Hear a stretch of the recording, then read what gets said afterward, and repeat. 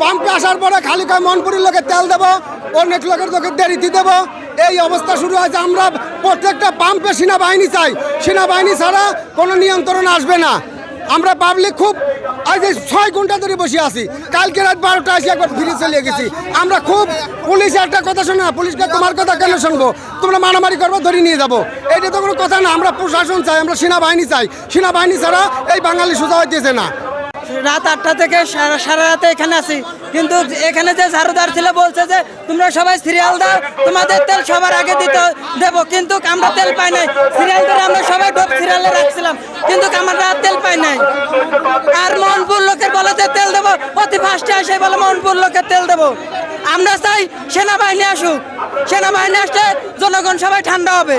কৃষক তেল পাচ্ছি রে, জনগণ লাইন দিয়ে তেল দিচ্ছে না, জনগণেরই দোষ, পাম্পলার কি দোষ, এলোমেলো লাইন, আমাদের খেয়াত হবে না।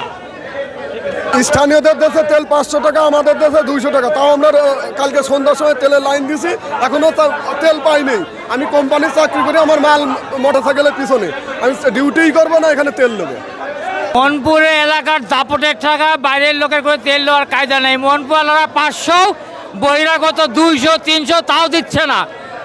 শুধু মোহনপুর আর মোহনপুর আর মোহনপুর, মোহনপুর নাই 100 গাড়ি 500 গাড়ি সিরিয়াল হয়েছে, তিনবার। কাল সন্ধ্যায় সিরিয়াল দিছি, এ পর্যন্ত জানাই রয়েছি, সারা রাত এই জায়গায়।